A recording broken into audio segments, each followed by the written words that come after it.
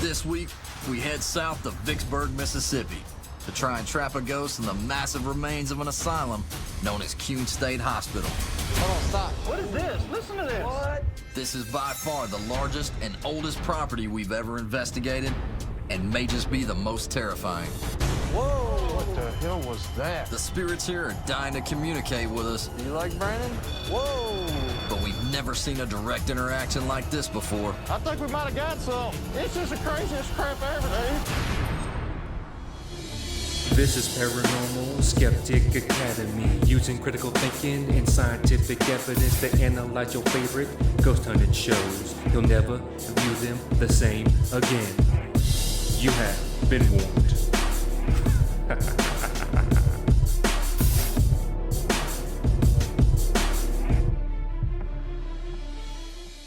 The Tennessee Wraith Chasers head south to Vicksburg, Mississippi to investigate the massive Kuhn State Hospital.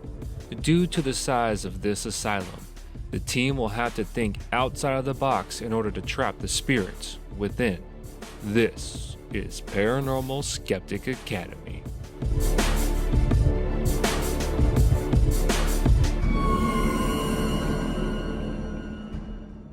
After that depressing Paranormal State episode, I'm back to check in with our good old boys from down south, the Tennessee Wraith Chasers. Given that their gimmick is investigating asylums and their show is called Ghost Asylum, they head into Mississippi to investigate the now abandoned Kuhn State Hospital. You thought I was going to say asylum, huh? Located in Vicksburg, Mississippi, the Kuhn State Hospital was originally known as the Vicksburg City Hospital. It was created in response to a smallpox outbreak in 1832. The hospital was ran by a few generations of men, starting with Dr. George Burchett and followed by his son, grandson, and great-grandson.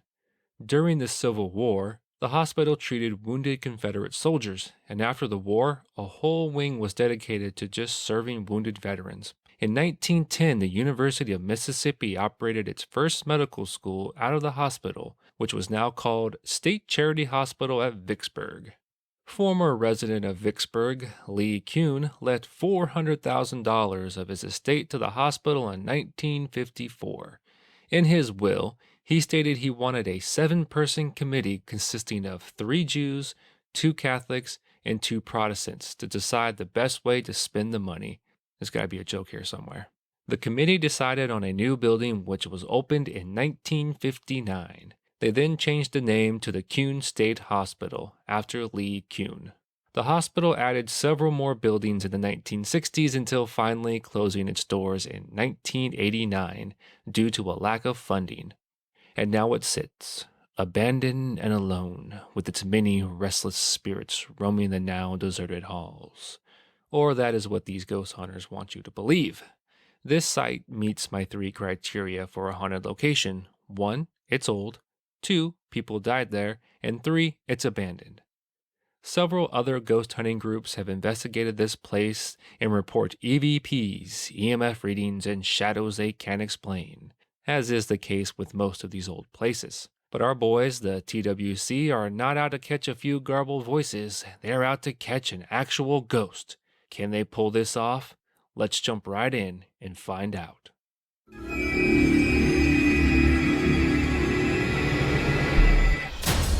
This week, we head south to Vicksburg, Mississippi, to try and trap a ghost in the massive remains of an asylum known as Kuhn State Hospital. Hold on, stop. What is this? Listen to this. What? This is by far the largest and oldest property we've ever investigated, and may just be the most terrifying. Whoa! What the hell was that? The spirits here are dying to communicate with us. Do you like Brandon? Whoa! But we've never seen a direct interaction like this before. I think we might have got some. It's just the craziest crap ever, dude. The team arrives on location in Vicksburg, Mississippi. They let us know that this is the largest building they have ever investigated. They do the obligatory background on the site and let us know that this hospital housed the mentally ill and the criminally insane. Other ghost hunting shows have visited mental hospitals before, and they all say the same thing, that the mistreated people from way back when are tortured souls that are absorbed into the physical structure of the building. They will talk about energy and a presence as if the physical building is giving off this energy, as if it's a force acting upon you, but in reality, it's just the way your brain interprets its surroundings. The team arrives on the grounds of the Kuhn State Hospital and are overwhelmed with the size of the place. They then split up, with one half doing a recon of the site and the other going to meet with the local paranormal group. The team that has stayed back at the site decided to start at the morgue on the first floor because that's where they have heard there were reports of shadow figures. Doogie and Chris meet with Delta Paranormal and discuss the paranormal activity around the town and at Kuhn Hospital itself. We wanted to talk to you guys about Kuhn State. From what we're hearing, this place is haunted, Kuhn's haunted. I mean, is the whole town haunted? Well, there are a lot of active spirits in Vicksburg, primarily because this was a war zone in a sense. The siege of Vicksburg happened here. A lot of people passed, and unfortunately, some of their spirits are still active with us today. How many times have you investigated Kuhn Hospital? Oh, man, multiple times. Oh, yeah? That place, I've had multiple experiences there. I've seen shadow figures. You don't see them out the corner of your eye. I mean, you can see them head on straight, man. One of them that really got me, we were on the back part of the building, and one of my investigators that was with me, it was like, look, David, stop, hold on, there's something right there at the end of the hallway. And it was just sitting here staring at us for like a minute, and it eventually just jetted off to the left-hand side. It's crazy. That had to creep you out. It did. Are these solid black masses, like full-bodied? Full body. I mean, you can see the head and everything, man. The team gets some intel on where some of the hotspots are in the hospital. They then speak with more local paranormal experts that confirm what Delta, Gamma, Sigma Paranormal already mentioned. We get back to the team exploring the hospital, and they find the Department of Corrections wing and mention, again, the negative energy soaked up in these walls. Like I said before, there is no energy in these walls. They have no proof that such a thing is possible. They just assume it to be possible because they already believe ghosts to exist. They make their way up to the third floor, and then this guy speaks. I heard people whispering in my ear. It's not like it's audible. It's in your head. You hear 1,000 voices going off in your head at one time. Could someone please stop the interview and get this man some professional help before he snaps and murders his entire family because of voices in his head told him to? The team then finds a solarium, which is a large open room with lots of windows. They assume it was for the mental patients, and they reiterate the abhorrent treatment of the mentally ill in the early days of mental health treatment. Keep this in mind because this is a running theme throughout the show, and something that will play a huge part in their investigation. Foreshadowing. The team then finally makes it to the mental ward, and they split up to explore this large area.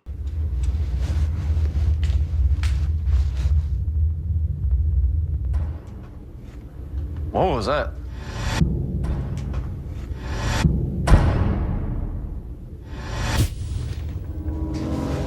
It sounded like a door slamming or something.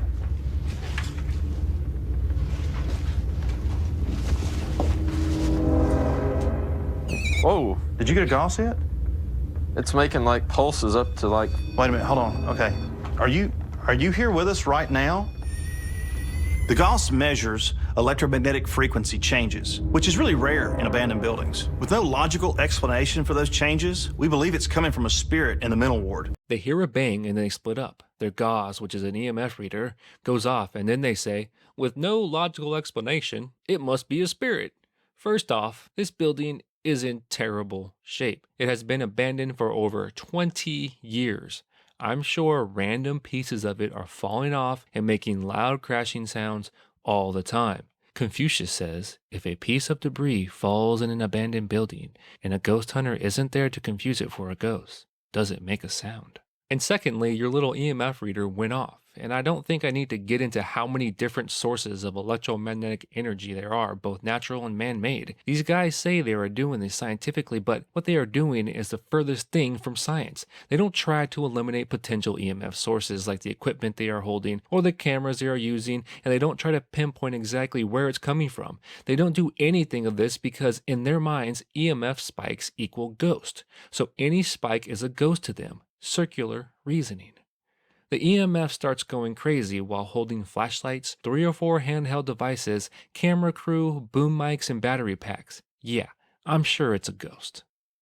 The team gets back together to go over their findings before they start their investigation, but before that happens, Brandon has a plan to increase their chances of seeing a shadow figure. Many people at Kuhn have reported seeing visual phenomena like shadow figures. So me and Chasey have modified a bunch of laser pointers to broaden the coverage area. This should improve our chances of seeing those shadows. Basically, these are lasers with cylindrical tubes at the end of them. I see that. It refracts the light from a dot to a line that spreads all the way across the doorway. So hopefully we can use these to help us see shadows. Man, these ghost hunters sure do love their lasers. They get into their 2 teams and they say their prayer before launching the investigation.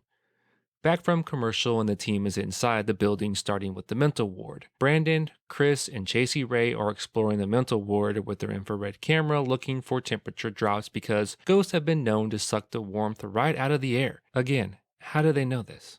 They don't. They just assume this to be true because they are looking for ghosts. Notice the temperature drop and connect the dots. They start asking questions to the spirits, and Brandon mentions the fact that these spirits are sticking close to him. I wonder what that means. Foreshadowing. Chris then sees a door move, but of course the cameras don't catch it. To whatever's here, you were sticking kind of close to me earlier. I don't know who you are or what you are, but I would like to experience your presence again. Dude, that door just moved by itself. Did you not just see that? I didn't see anything on here. All the way down. Look, it's still moving. What? Right here is where me, Brandon, and Porter all heard that door slam.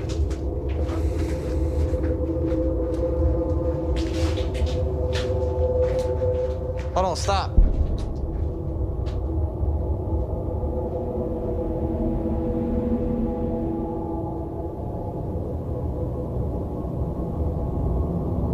Look, Cutting on. just got a blip. See there? They thought they saw a door move. They mentioned the fact that they heard something that sounds like a door slam from earlier in the day, and then they get a blip on their EMF. To them, all this adds up to a ghost, but to the skeptic, it's all post hoc rationalization and confirmation bias. They then ask more questions to the spirits within. Were you a patient? Oh, Whoa. just touch my hand. Touch the spray box. Come on, you can do it. Oh, there you go. See? Yeah. It's that easy. Do you like Brandon? Oh. You got the idea? Come on over here. Don't be afraid.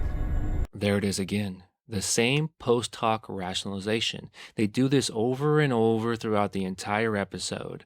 But it's important to point out so we can see how these ghost hunters think, or better yet, see the errors in their thinking. Chris then tries to explain why they are getting these readings, suggesting that because of the barbaric treatment to the patients, their tortured souls are still trapped within these very walls. They continue to ask the spirit to make the EMF readers light up, but they don't get any more responses, so they assume the spirits left. Not because they were picking up environmental EMS, but because the spirit left. They already have their conclusion they want, and then they find evidence to support that conclusion. That is not science, gentlemen. We cut to Porter and Doogie in the prison ward and find a name on the door, Sergeant D.E. Willis, and of course they start asking questions to Sergeant Willis. They bust out their laser light show hoping to catch something, and then they get their EMF spikes again. It spikes so high that they are shocked. Hey, we're going nuts right here. Look at this. Is there anybody here? Dang, dude, I just went up to a 63.1. Holy cow. Dude, I don't know if I've ever seen that go that high. For the millimeter to shoot all the way up to 63 milligauss, you gotta have a really powerful spirit in this place. I don't know if it's a prisoner or a prison guard, but whatever it is, it's very strong. That one stuck for a minute Yeah? and then went straight back down. Or it could be environmental. They never offer alternative, natural explanations, and if they do, they brush them off as silly. They do offer alternative potential spirits, like prisoners or prison guards, but they never question the cause of the spikes because they already assume it's a ghost. Then they ask about Sergeant Willis and hear a fork creak, and they assume it's this Sergeant Willis. Never mind the fact that they are split up between two teams, each walking about and making noise, and let us not forget the production crew that follows them. All of these are potential sources of this creak, but they never explore that. They find a room where they think the creak came from and notice a light anomaly. I just had a light anomaly at the end of the hallway.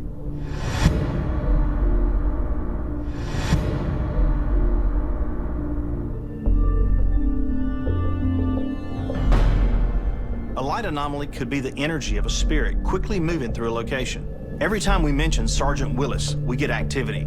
I'm going to have to do some research to see if Sergeant Willis is dead or alive. Ooh, creepy. It looked like someone was walking from right to left in the top left corner of the shot. It looked like a bigger individual, full-bodied but gray against the black background, as if it's reflecting the infrared light coming from their cameras. The strangest thing isn't the shadow person, but the fact that they didn't bother to go find out what it was. I assume it was because it wasn't a shadow person, but an actual person, like a crew member. We get back to the other group in the mental ward, and Brandon asks a personal question. I just want to ask you this question, and I want you to make this meter go off if it's true. Do you have Asperger's like me? I didn't even think to go that route. I didn't either. Good job, Brian. I do have Asperger's, which is a highly functioning form of autism that causes people like me to sometimes have trouble reading social cues. And this is a mental hospital, and maybe it understands me and connects to me more than anything or anybody else would. Did you have some kind of mental disorder? Is that why you like me so much? You understand me? You connect with me? Nothing. Good try, Brian. Poor kid. I feel for him.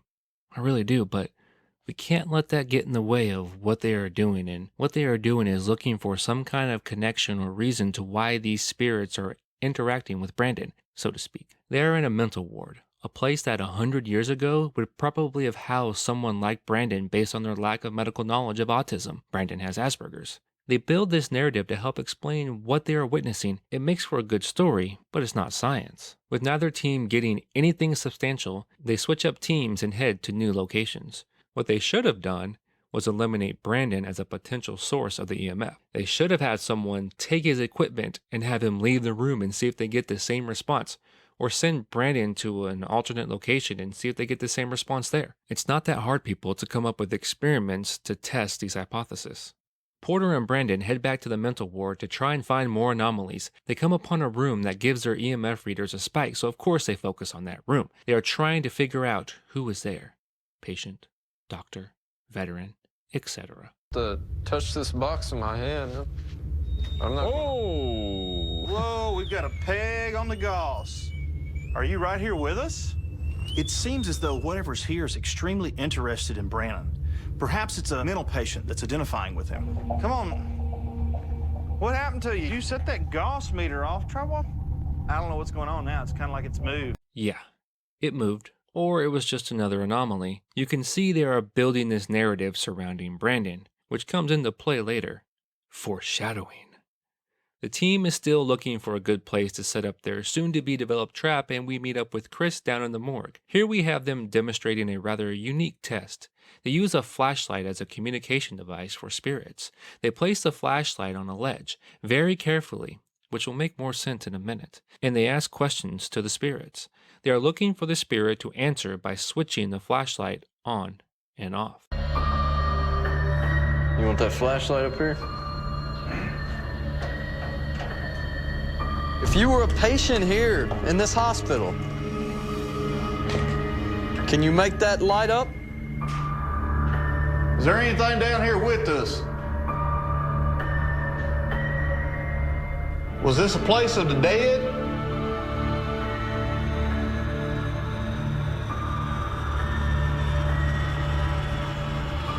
Do you know you're dead? Ooh, what? All right, can you turn that back off? Now that you know what's going on, turn that thing back off so we can start talking. Sweet. There you go. Thank you. For as many people who died of smallpox and yellow fever in this place, there must have been a pile of bodies in that morgue. Now we got to figure out who the spirit was and if it wants our help. What about a soldier? Are you a soldier? Were you from the Union or the Confederacy? If it was from the Union, make that thing go off now. Were you a nurse? Are you a child?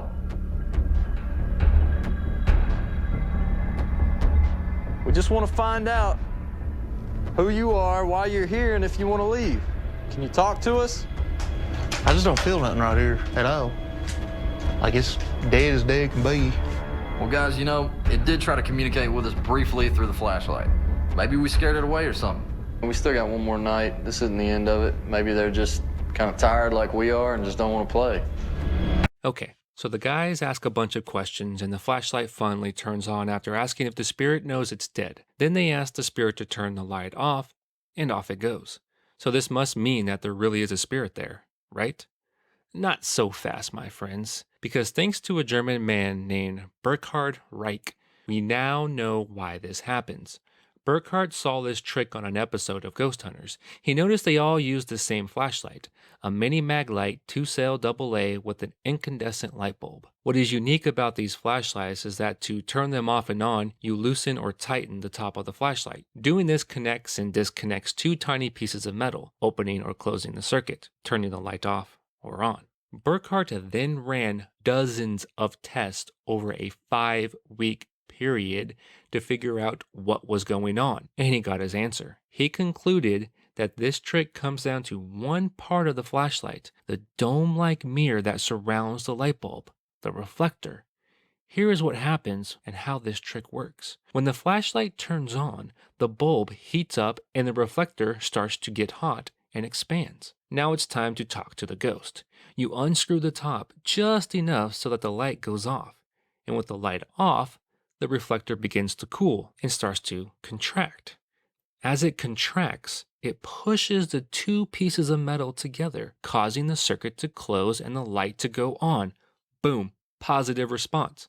But as the reflector heats back up, it expands and causes the two pieces of metals to disconnect, thus opening the circuit, turning the light off. Boom, another positive response.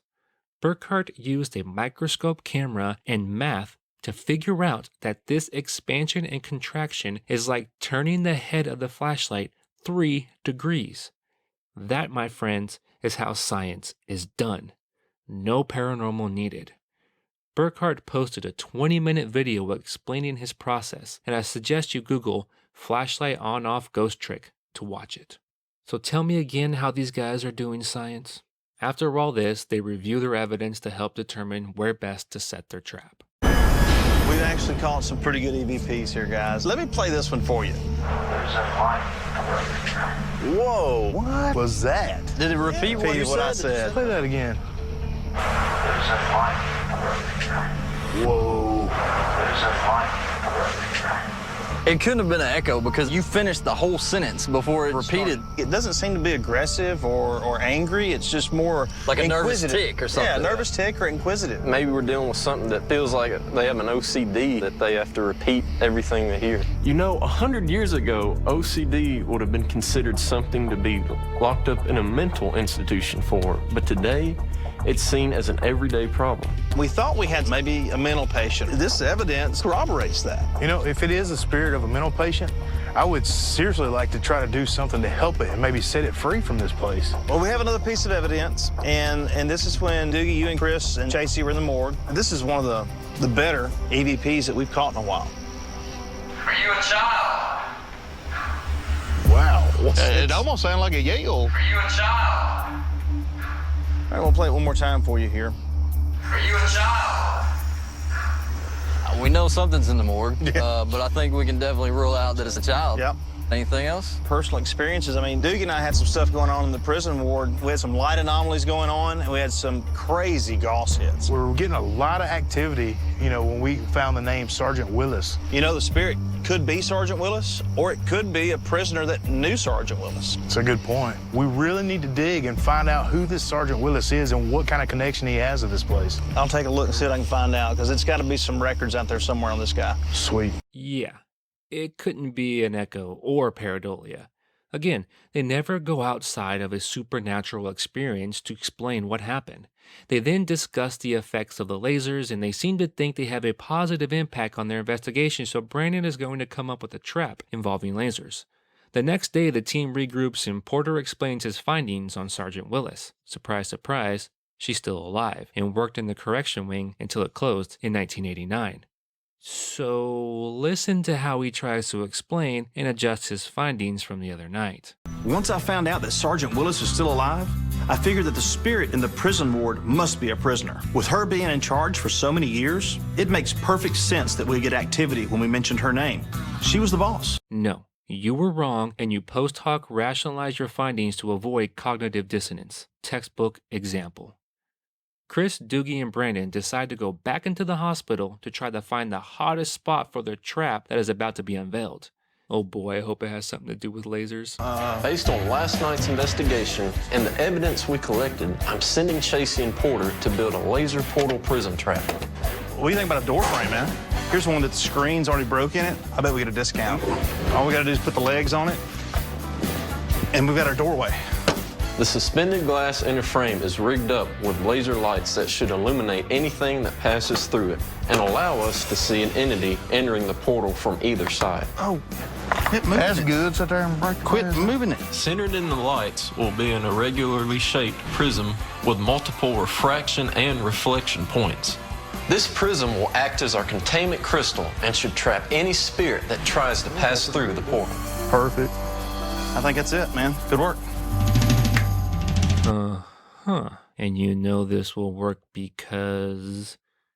Now, I can appreciate their willingness to try new things, to experiment, but what they're trying to do just doesn't make any sense. They have a door with a glass window and multiple laser lights shining through it, hoping to catch something passing through. Okay, sounds simple enough. You have a laser grid and are watching for something or someone to break the plane, but then you throw in a prism? For what purpose? To capture the energy of the spirit? What makes you think that? Prisms refract light. They don't contain light or energy. Your whole experiment falls apart before you can even test it. Back at the hospital, Chris, Brandon, and Doogie split up looking for the most active locations so they will know where to set their trap. We see the prison ward, the morgue, and the mental ward. I wonder where they will end up. I bet it has something to do with Brandon, as they have been mentioning throughout the entire episode. Foreshadowing. Did you just touch me? If you did, come and do it again. You have no reason to be afraid. I'm curious like you are. Oh! It's going up to about 6 milligauss and it just stopped. Wow, was that you? Are you a mental patient? Whoa! I'm getting pegged out all the way to 9 milligauss. Wow. Are you here with me? I think it's the longest milligauss sit I've ever gotten with this thing. Gauss meter, as I was holding it, increased all the way to 10 milligauss. It stayed there for about a minute solid. This is definitely where we should put our trap tonight. Ha! Nailed it. I must be psychic. Okay, I watched this episode already. In their world of thinking, the mental ward is a good place to put their trap because that's where they got the most activity with their high-speed devices. Chris pieces together all the evidence and comes up with the hypothesis that whatever spirit or spirits are there, they are attracted to Brandon because of his Asperger's. Again, in their world of thinking, this makes sense to them. Now we finally have the location for our laser trap thingamabob. With their trap in place, they gear up and start their hunt. They have the laser trap door set up in the hallway with Brandon sitting on one side acting as the bait. The rest of the crew heads to the opposite end of the hall and start to use laser lights to push whatever spirit is there towards Brandon and the laser trap door.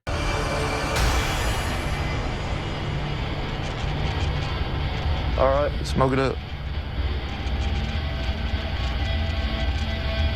Do you like our lasers? Whoa! Dude! You just went way up there, man. I'm here to help you, man. You got nothing to be afraid of.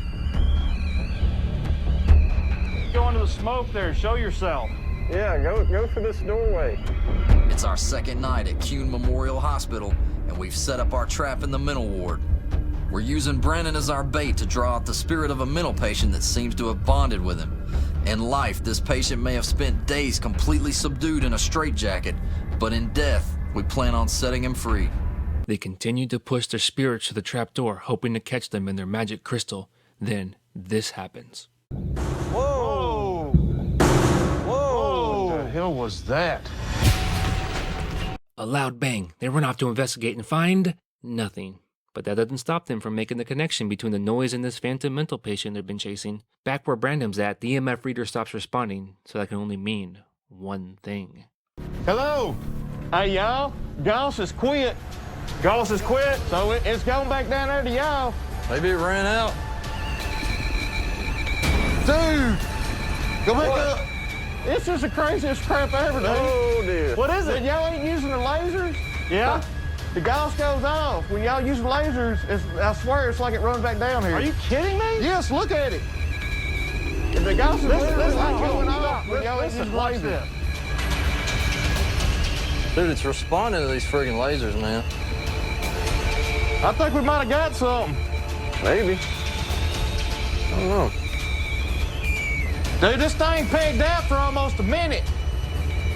Like as high as it will go. It just went way up there, man. Whoa. Proximity meter. Wide open. Proximity's wide open, guys. Y'all are pushing it this way or whatever. What do you got, Chasey? Dude, I think we got something in this thing. I think we literally got something right in here.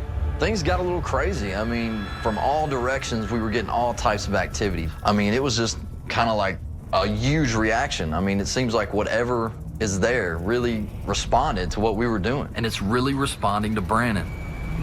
Listen to that, dude. It's like it's right there with Brandon, dude. All right, let's use our thinking caps, guys. What can we do to try and prove or disprove that there's something? I tell you what, let Brandon walk down the hallway and I'll hold the meter. Give him, just trade with Brandon. Here. Just trade with Brandon. Watch your steps there. Hold it in. Hold it in. I am. Oh. You're holding it in? Nothing?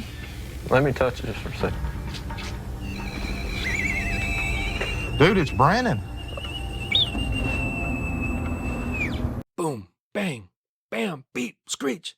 This thing is coming at them from all angles. Laser lights, smoke, mental patient, spirits. Everyone is amped up and looking for reasons why stuff is happening, and then they determine it was because of Brandon.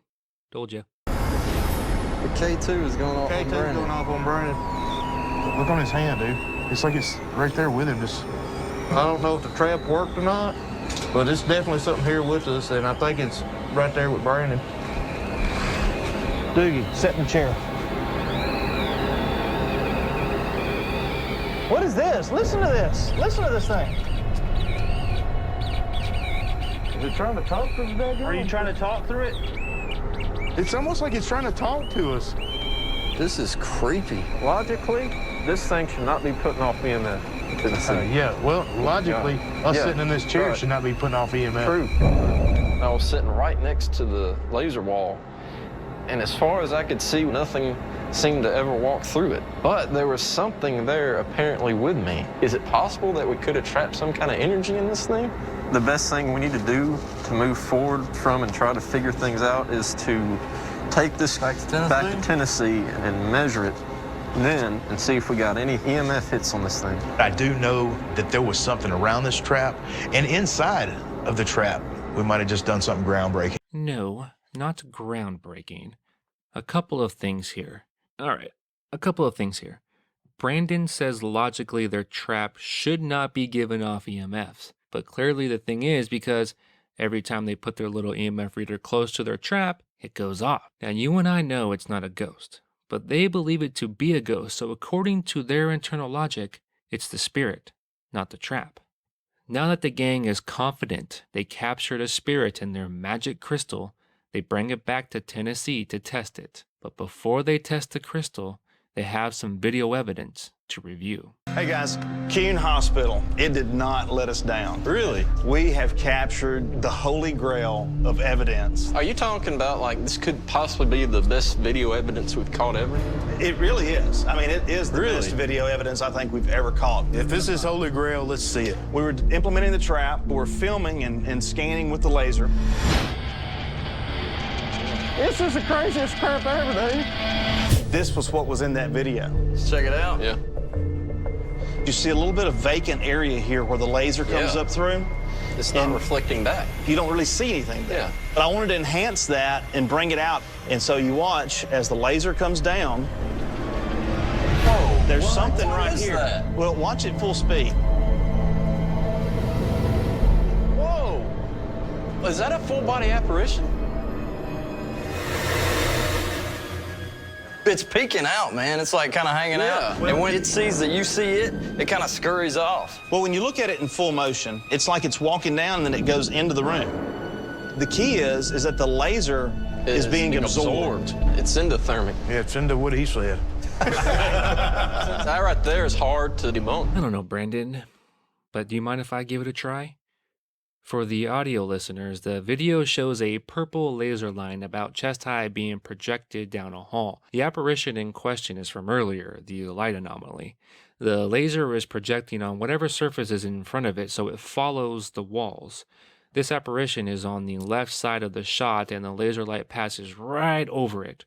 Or according to the TWC, it absorbs it. Well, not really.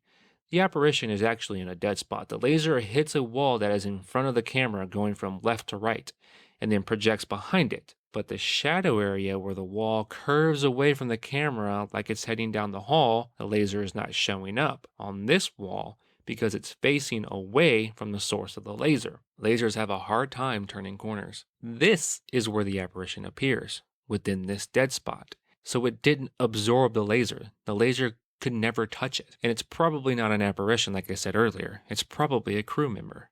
So, how was that, Brandon? Was that a good try? The evidence shows that the spirit of the mental patient was so close to the trap, maybe he went inside it. Again, within their belief system, the evidence does show they captured a spirit, but within the context of the scientific method, all they have is a bunch of anomalies. Now that they have the spirit trapped in this crystal, what should they do with it? First, you test it. Duh. The prism was spiking real high at the asylum, so if there's any energy left in it, we'll definitely find it with our Faraday cage. Faraday cage, ready to go, boys. Faraday cage, it can give us EMF readings, it can give us changes in lights, it can give us change in temperatures. We also have it wired for amplified sound. That's one of the cooler things that I've built. All right, now we're getting somewhere. Let's test this bad boy and see what we find. Brought you back to Tennessee. You in there? Mello? If you're still in there, try to make a fluctuation in some of them instrumentation that's in there. Can you let me know that you're in here? Can you make the temperature change for me? That's all you need to do. Just do that for me.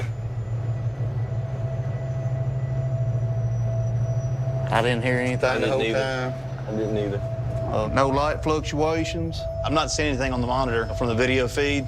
We know that we had a mental patient in that prism at one time. Maybe we lost it in transit. If it was in the prison, we got it outside them walls. Maybe that's all it needed to be free. If we really did transport that mental patient out of that awful place, I mean, I'm chalking this one up as a victory, fellas. Wow. I mean, come on.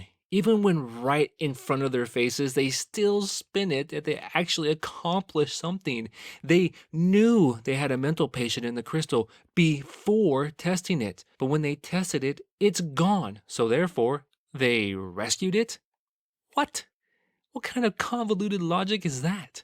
Brandon has really grown with this team. As the newest member of the group and my brother, I love seeing him succeed. He was really instrumental to this investigation. I mean, if not for him, we may not have gotten any activity at all.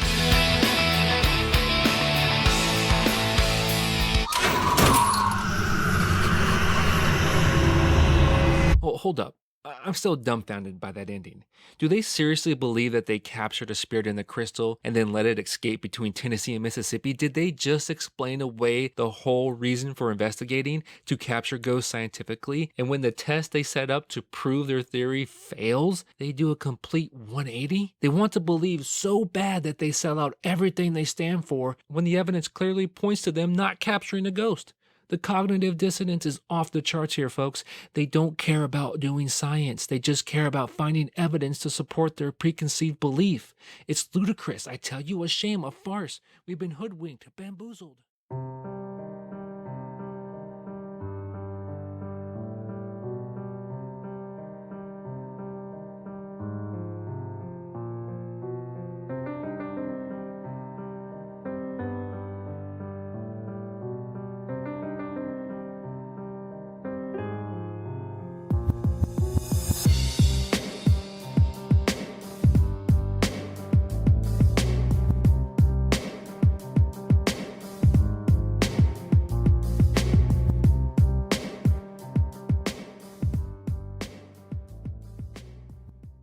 These guys claim to be doing science, but they make the same fatal flaw most ghost hunters make. Just because you're using scientific tools doesn't mean you're doing science. If these guys presented their evidence and methods to actual scientists, they would be laughed out of the room. They created this laser curtain, which is admittedly kind of cool, but they throw in a magic crystal and spout out some nonsense about capturing energy. This sounds like it's straight out of a New Age book. Never mind the fact that there is no mechanism for a prism to capture energy. I suppose it could capture heat from the sun, but as soon as the heat source is removed, the heat energy will dissipate. There is nothing about a prism that allows it to retain or capture energy for storage. Brandon is the focus of this episode, and the team created this narrative around the mental ward in Brandon's Asperger's. They base this off of a few anomalistic readings in Brandon's disorder. Once they make the connection, everything is post hoc rationalized to fit this narrative. And then, at the end of the episode, they go to test the prism and get jack squat. But instead of questioning their methods or hypothesis, they justify their preconceived beliefs by saying they knew they captured something, but that something was lost in transit. A complete load of crap. These guys are true believers, even when the evidence goes against what they believe. That's how you can tell if someone's a true believer. They do have an entertaining show. I'll give them that much. And they give me a ton of fodder to work with on this podcast. It's a lot easier to watch than Paranormal State, but that's all it is. Entertainment. No rigorous scientific research going on here. Nothing to see, folks. Just keep moving.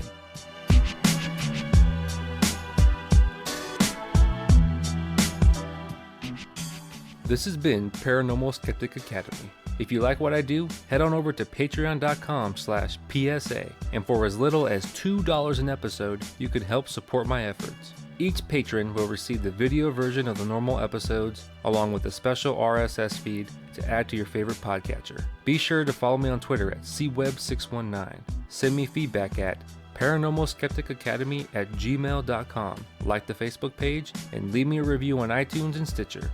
This has been Paranormal Skeptic Academy, schooling your favorite ghost hunters.